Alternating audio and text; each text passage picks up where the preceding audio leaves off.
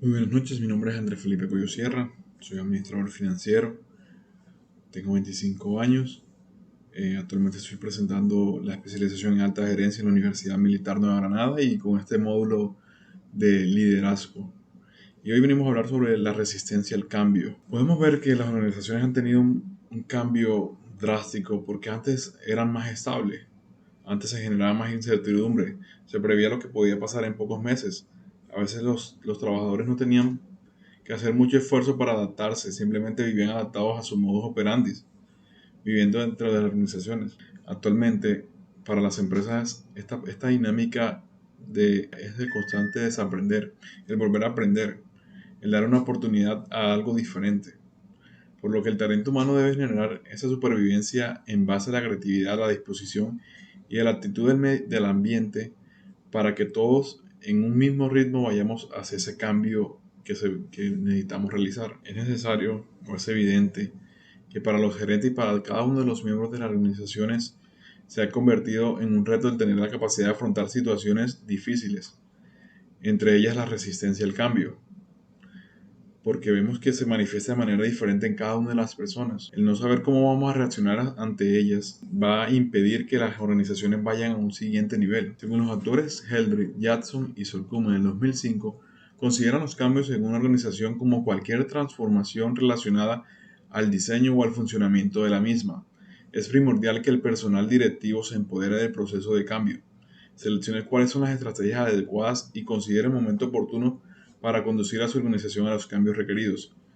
Si nosotros como gerentes, como líderes, no nos damos cuenta de cuál es el momento oportuno para generar estos cambios, va a generar esa resistencia, va a generar que esas personas sientan ese temor de realizar esos cambios y nos van a impedir que nosotros realicemos esos procesos. Vemos que estos cambios pueden ser debido a agentes internos o externos. En lo externo, el cambio se produce producto de las necesidades sociales que está pidiendo el entorno para la organización, así como también el escoger buenas prácticas aplicadas en otras organizaciones. Y en lo interno vemos la influencia externa muchas veces obliga a las organizaciones a aplicar cambios en organizaciones trascendentales con el fin de que podamos lograr los objetivos. Uno de estos claros ejemplos es el implementar nuevas tecnologías, es el innovar en procesos e innovar en procedimientos, lo cual implica nuevas adopciones de nuevos procesos en el funcionamiento de la organización. Según Henry, el cambio en la organización puede considerarse como radical o progresivo, y por la oportunidad, como relativo o anticipatorio. Los cambios radicales se producen cuando la organización posee innovadores métodos de hacer las cosas y la transformación resulta ser casi drástica dentro de la organización. Por lo general es difícil de manejar el cambio pausado o progresivo. Es un proceso de evolución continua, se da poco a poco, se da por fases, donde los ajustes de los procesos internos de la organización se dan un menor grado porque vamos fase a fase dando estos cambios. Es necesario para las organizaciones mantener un control de los agentes que impulsan, limitan y detienen estos cambios. Estos pueden ser dados tanto como entornos externos e internos. Los externos conformados por factores o circunstancias del país, de las condiciones mundiales, como la economía, la globalización, tendencias tecnológicas, las costumbres y hábitos y condiciones sociales, las leyes, los entornos naturales. Y las internas se dan por las condiciones de la empresa como las reglamentaciones, los procesos, estos recursos, la cultura organizacional, el nivel de liderazgo que se tenga, el clima organizacional. En los cambios organizacionales, el talento humano debe estar involucrado, debe estar comprometido. Para que no haya resistencia al cambio, todos estos cambios deben ser planificados, porque va a permitir que el proceso sea ordenado, que sea planificado, y va a permitir que los individuos, los colaboradores, se preparen y participen en cada una de estas fases. La planeación proporciona a la organización de medios apropiados para dirigirse de una forma exitosa. La resistencia al cambio no tiene una etapa ni un momento definido para manifestarse. Se puede presentar en cualquier momento. Se puede presentar de diferentes formas. Sabemos que todas las personas no se expresan de una manera igual, por lo que la gerencia debe estar atenta a cuáles son sus síntomas. El factor más influyente en la resistencia al cambio es el humano, en donde intervienen todas estas emociones que pasan también por un proceso hasta llegar a la aceptación en la gran mayoría de casos. Esta fase la define Duque en el 2013 como el presentimiento, el shock, la resistencia, la aceptación racional, la aceptación emocional, la apertura e la integración, en donde vemos diferentes fases en la resistencia al cambio porque la gente comienza a generar una preocupación, genera la intranquilidad, La gente comienza a manifestar ese miedo a lo desconocido, el no saber qué va a pasar en la organización.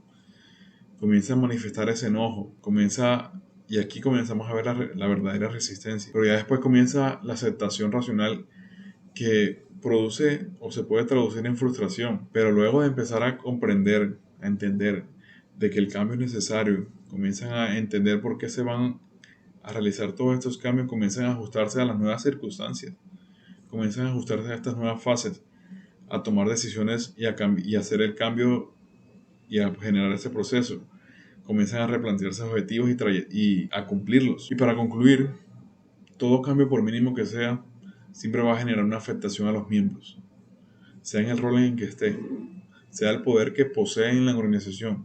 Sabemos que el comportamiento de las personas es totalmente diferente, cada persona es diferente, pero para obtener el éxito al momento de generar esos cambios en las organizaciones, debemos realizar ese proceso de reflexión sobre los posibles problemas de implementación, de prever acciones de contingencia que la minimicen. Los cambios se deben realizar de forma gradual, no de un momento a otro. Esto debe ir fase por fase, procedimiento por procedimiento, para que el talento humano también pueda apoyar de una manera grande a cada uno de los colaboradores, para que estos procesos, estas fases, se vayan dando poco a poco.